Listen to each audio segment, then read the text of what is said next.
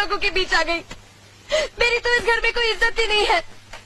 जब देखो तो सब मेरी इंसल्ट करते रहते हैं। मैं कब से रो रही हूँ, तुम पूछ भी नहीं रहे हो कि मैं क्यों रो रही हूँ। बेकार हो रही है तो कौन पूछेगा। अच्छा, तो मैं तुम्हारे लिए और इस घर के लिए बेकार हो गई हूँ। अरे बेकार तो तुम हो गए अपने परिवार के बीच में रहकर। मैं कब से बोले जा रही हूँ और तुम हो के सुन ही नहीं रहे हो। इंसान की चीख सुनकर लोग शुभ अशुभ का विचार करते हैं, लेकिन जब मेंढकी को जुकाम होता है उसकी चीख की कोई परवाह नहीं करता। ये मत भूलो कि जब मेंढकी चिल्लाती है तो आंधी और तूफान आते हैं। आंधी और तूफान आएंगे तो उसका नतीजा तुम्हें ही भुगतना पड़ेगा। तो फिर ठीक है, अब मैं तुम्हारे साथ तब भी रहूंगी जब तुम मेरे साथ मेरे डैडी के घर रहोगे।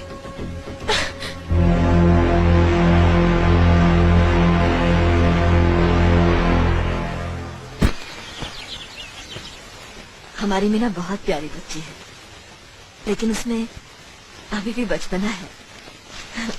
हमारे तौर तरीकों को नहीं जानती है ना, लेकिन आहिस्ता आहिस्ता हम उसे सब सिखाएंगे।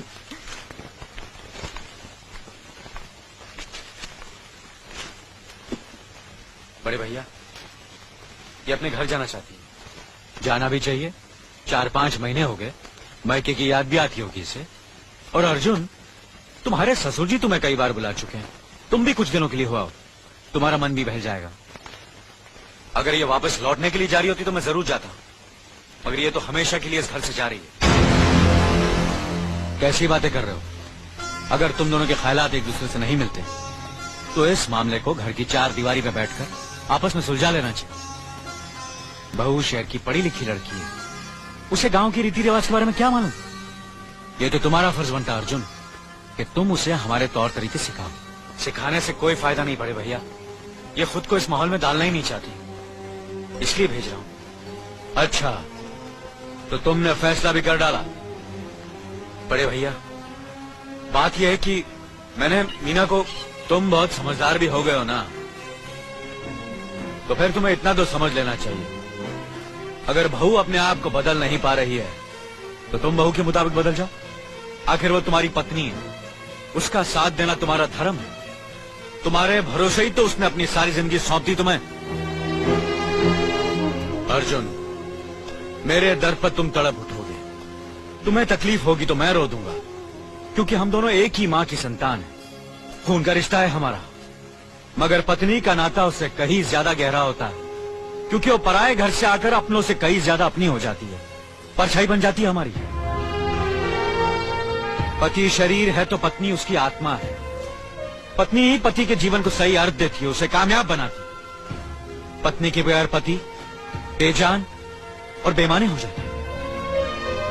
अगर आज तुम अपनी पत्नी को हमेशा के लिए उसके मायके छोड़ाओगे तो यह गांव, यह समाज क्या कहेगा हमारे बारे में। जरा सोचो अर्जुन, न्याय के सिंहासन पर बैठकर जो लोगों के अच्छे बुरे का फैसला करता है, अगर उसी के घर में नाइंसाफी होगी तो लोग हंसेंगे हम पर, किसी को मुंह दिखाने के काबिल नहीं रहेंगे हम। बड़े भैया, मुझसे भूल हो गई, मुझे माफ कर दीजिए। मुनीम जी। जी मालिक। जायदाद के दस्तावेज लाइए। जी अभी लाया। बहू, पति ही पत्नी की असली शक्ति होती है। हमारे पुरखों ने कुल धर्म पत्नी के बारे में कहा है, जो पति के काम में उसकी मददगार हो, उसे अच्छी सलाह दे, जो दासी की तरह उसकी सेवा करे, मां की तरह उसे खिलाए पिलाए, लक्ष्मी का रूप और धरती की तरह उसमें सहन शक्ति हो, वही आदर्श पत्नी होती है। औरत की सोच मर्द का मुकद्दर बनाती है। वो जब बनाने पर आती है तो कुटिया को महल कर देती है, और जब बिगाड़ने पर उतरती है तो महल को मिट्टी का ढेर बना देती है। मालिक, ये जायदाद के दस्तावेज हैं। हमारी जमीन जायदाद कहां कहां है और कितनी है, उसका हिसाब किताब ना बाबूजी को मालूम था, ना हम तीनों भाइयों को मालूम है। बहू, तुम पढ़ी लिखी हो, आज से इसका हिसाब किताब तुम देखोगी। लक्ष्मी जी। अपनी चाबियों का गुच्छा और ये कागजात बहू को दे दो।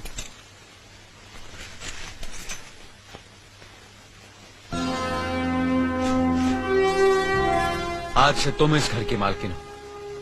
तुम जहां कहोगी, जिस कागज पर कहोगी, हम तीनों भाई चुपचाप आंख बंद करके दस्तखत कर देंगे। जैसा कहोगी वैसा ही करेंगे। बस एक ही विनती है बहू, हम तीनों भाइयों को अलग करने का ख्याल अपने मन में कभी आने मत देना।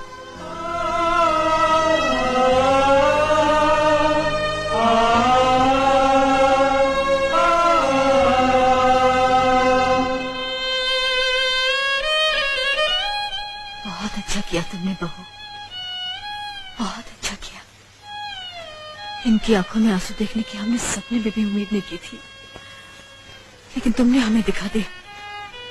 बहुत अच्छा किया तुमने, बहुत अच्छा किया।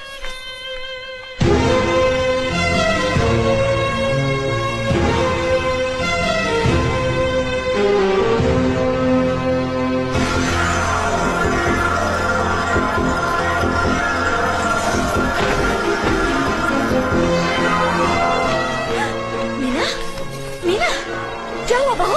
मीना, मनी जी जल्दी से डॉक्टर को बुलाइए।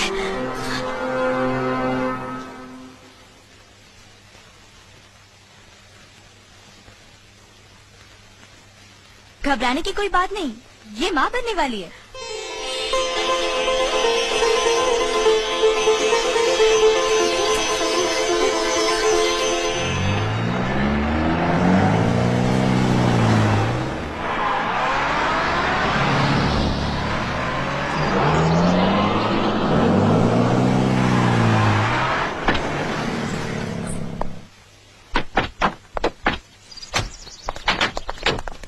आप लोग यहीं ठहरिए, मैं ठाकुर साहब से मिलकर आता हूँ।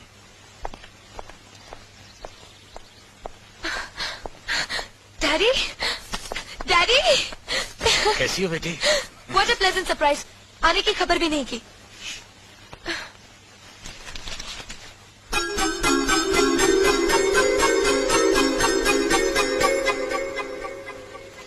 ठाकुर साहब, पाए लागू।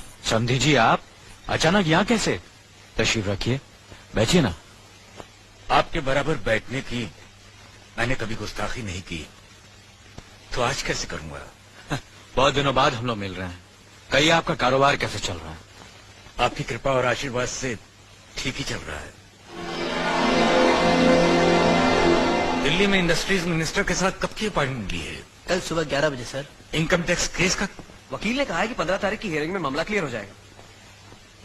आज एक्सपोर्ट का माल जापान के लिए जहाज से रवाना हो जाएगा ना? जी हाँ सर। नमस्ते ठाकुर साहब। नमस्ते नमस्ते नमस्ते।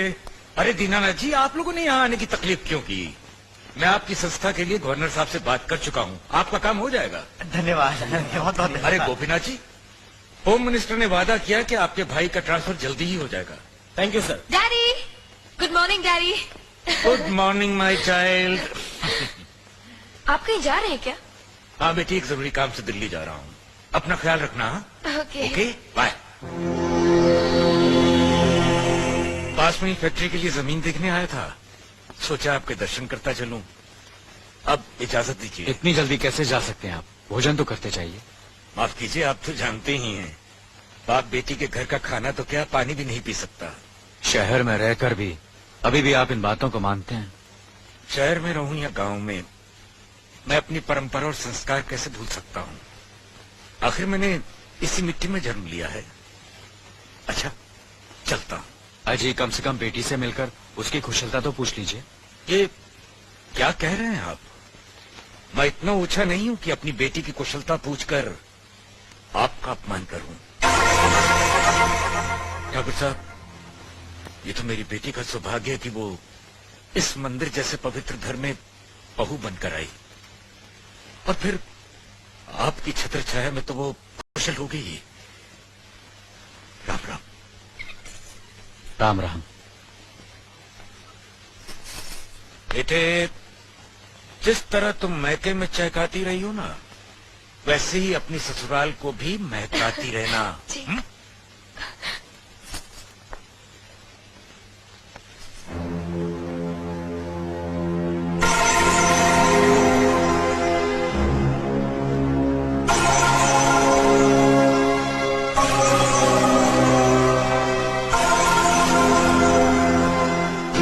आप तो उम्र में बड़े हैं ना, किससे किस तरह की बात की जाती है, इतनी तमीज तो आपको आनी चाहिए। Mind it, mind it, mind it, mind it, mind it. बड़े भैया, अरे? मुझे माफ कर दीजिए। क्या हुआ? मुझे माफ कर दीजिए। ये क्या कर रही हो? अपने पापों का प्रायश्चित कर रही हूँ। मैंने आप जैसे देवता का अपमान किया है, आपका दिल दुखा है, मुझे माफ कर दीजिए बड़े भैया, मुझे माफ कर दीजिए, मुझे माफ कर दीजिए, लक्ष्मी, मुझे माफ कर दीजिए बड़े भैया, बड़े भैया मुझे माफ कर दीजिए, मुझ पर तरस खाकर मुझे माफ कर दीजिए बड़े चलो भैया। तुम्हें ऐसे नहीं बैठना मुझे चाहिए, माफ इससे बच्चे पर असर पड़ेगा बेटे। मैं आपकी भी दोषी हूँ दीदी। आपने जेठानी की जगह माँ बनकर मेरी गलतियों को बर्दाश्त किया और मैं अभागन आपकी बेटी न बन सकी। मुझे माफ कर दीजिए दीदी, मुझे माफ कर दीजिए। अब चुप भी हो जा।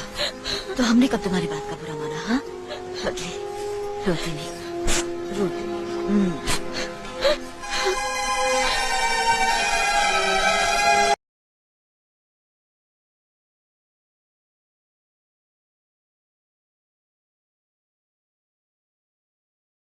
अर्जुन भैया, अर्जुन भैया, क्या हुआ? मास्टरनी वहाँ बेहोश पड़ी है।